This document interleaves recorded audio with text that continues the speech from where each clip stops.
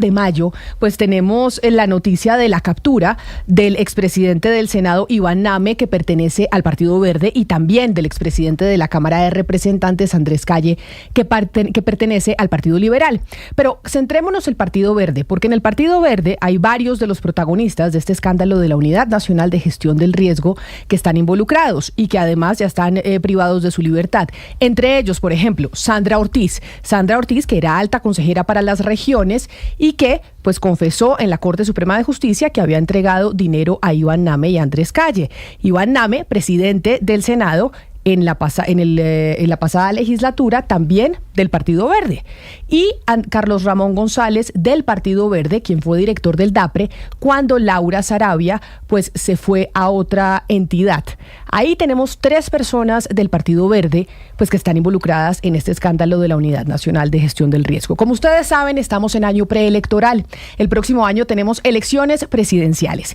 Y una de las noticias importantes a nivel político que se ha gestado en estas últimas semanas es la posibilidad de que el gobernador de Boyacá, Carlos Amaya, se lance o no a la presidencia de la República como el candidato de esa colectividad, pero además como el candidato de esa colectividad que podría entrar al Frente Amplio que propone el presidente Gustavo Petro. Esta semana, en la Casa de Nariño, específicamente el martes, al mediodía, se reunieron el mandatario, el presidente Gustavo Petro, con el gobernador de Boyacá, Carlos Amaya.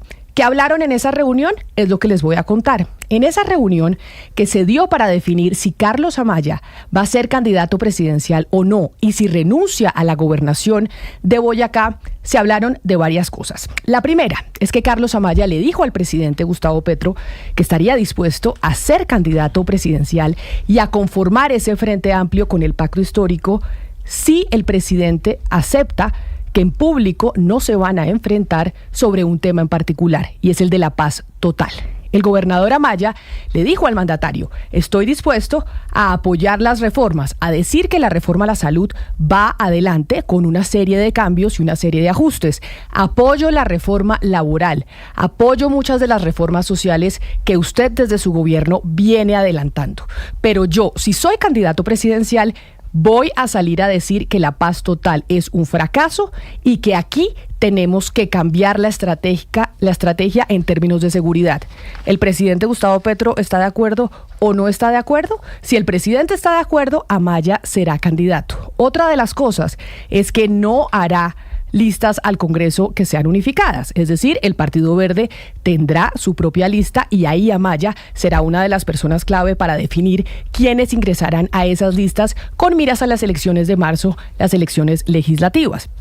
Por eso es importante todo lo que está pasando con el Partido Verde en este escándalo de la Unidad Nacional de Gestión del Riesgo. Igualmente, esta sería una candidatura que entraría a ese gran Frente Amplio, en donde en marzo podrían llegar a ser una consulta interpartidista. Estas serían las condiciones que planteó el gobernador de Boyacá, Carlos Amaya, al presidente Gustavo Petro. ¿El presidente aceptará que uno de los candidatos del Frente Amplio, Amaya, critique la paz total? Esa es la gran pregunta. Y les dejo un dato. Si el gobernador Carlos Amaya mañana o la próxima semana no anuncia que no es candidato, el señor será candidato y se irá el 30 de mayo. ¿Por qué? Porque es el último día que tiene para poder renunciar y aspirar a la presidencia de la República. Y esta podría ser una carta muy fuerte en las próximas elecciones en el 2026. De eso hablaron el presidente y Carlos Amaya, y ahí yo les pregunto a mis compañeros de la mesa de trabajo: ¿se lanza o no se lanza Amaya? ¿Acepta el presidente que le critiquen la paz total? Esa es ya hablamos de eso, Camila, pero acuérdese que usted aquí nos había traído esa encrucijada jurídica en la que estaba el gobernador de Boyacá, porque hay una ley del año 2022 que justamente dice de las incompatibilidades de los gobernadores. No podrán inscribirse como candidato a cualquier cargo o corporación de elección popular durante el periodo para el cual fue elegido. Finalmente, aquí entonces, ¿qué va a pasar? ¿Sí podría? ¿No estaría inhabilitado? El señor Amaya, como lo ha venido diciendo públicamente, ha hecho las consultas jurídicas pertinentes, entre otras, consultó al abogado del presidente Gustavo Petro, Héctor Carvajal, hoy candidato a la Corte Constitucional, que ayer dijimos que el partido de la U apoyaría esa candidatura para llegar a la Corte Constitucional, a pesar de que el señor Carvajal solo tendría la posibilidad de estar 3 de los 8 años como magistrado de la Corte, en reemplazo de la magistrada Cristina Pardo, que sale de la Corte Constitucional en unos días. También ha consultado al exregistrador Alex Vega. Alex Vega también le ha dado su concepto y otros magistrados del Consejo de Estado. Entonces, por ahora está tratando de blindarse jurídicamente, sin embargo, pues uno de los talones de Aquiles que tendrá como candidato, más allá del blindaje que podrá tener jurídicamente, es eso, si podía o no podía renunciar.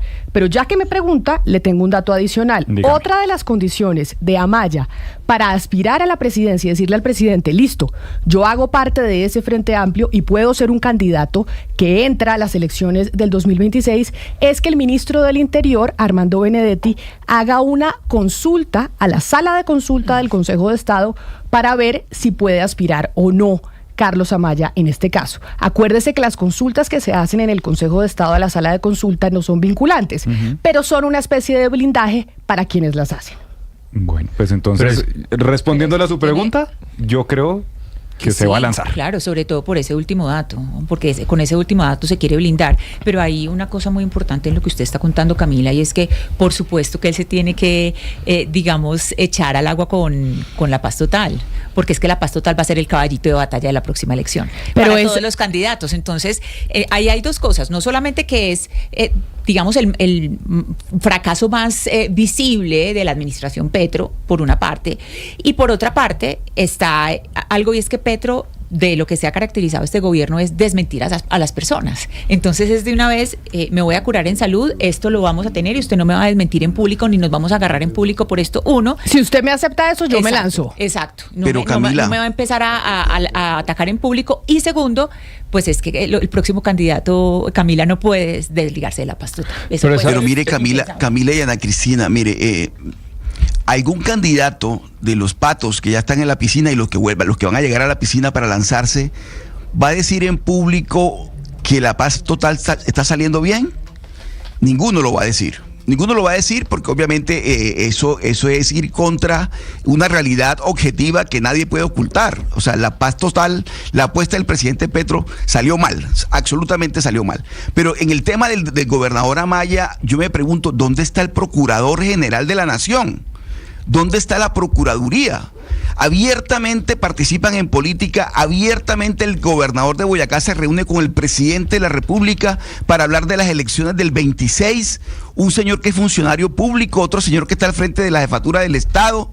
¿Dónde está el procurador? Pero eso ha pasado siempre, ¿Dónde está Oscar? la procuraduría? O sea, es decir, no, pero Camila, estas reuniones privadas entre presidentes, gobernadores, mire, Camila, ha pasado siempre, es una reunión privada definiendo qué va a pasar con miras al 2026. Que ya se perdieron las buenas maneras y el decoro, por decirlo de alguna manera. Esto ya es aberrante, absolutamente aberrante. Pero otro tema que yo sí creo, Camila, que debe estar en la agenda de los dos, ya que están interesados en candidaturas presidenciales y demás, es el tema de la corrupción y la corrupción del Partido Verde. Es decir, el Partido Verde está pasando de agache en el escándalo más grande del gobierno de Petro. El Partido Verde, donde el señor Amaya es gran elector, está pasando de agache. ¿Qué responsabilidad le cabe al señor Amaya como gran elector del Partido Verde en lo que está pasando?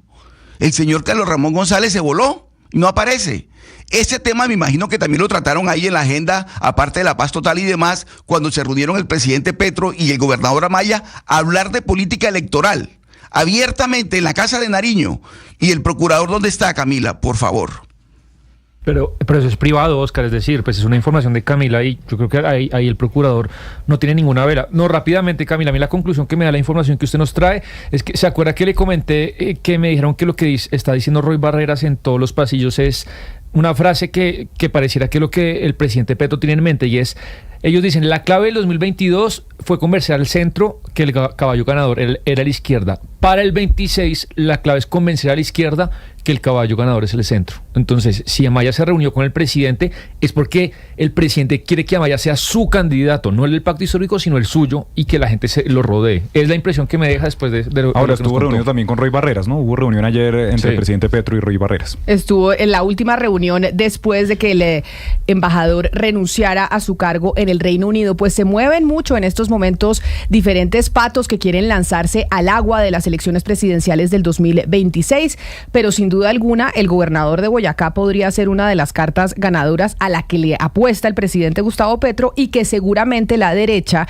y el centro podrían apostarle también y podría llegar a ser una solución, pues, entre comillas, salomónica e intermedia con miras a las elecciones presidenciales Ahora, del próximo qué año. maroma, ¿no? Uno pasar de apoyar a Rodolfo Hernández a terminar siendo, si todo se da, el candidato o al menos uno de los candidatos del petrismo. Eso es lo que tendrá que explicar el gobernador Amaya cuando sea candidato presidencial y decirle a los electores por qué razón dio semejante voltereta. Sí. 10 de la mañana, 45.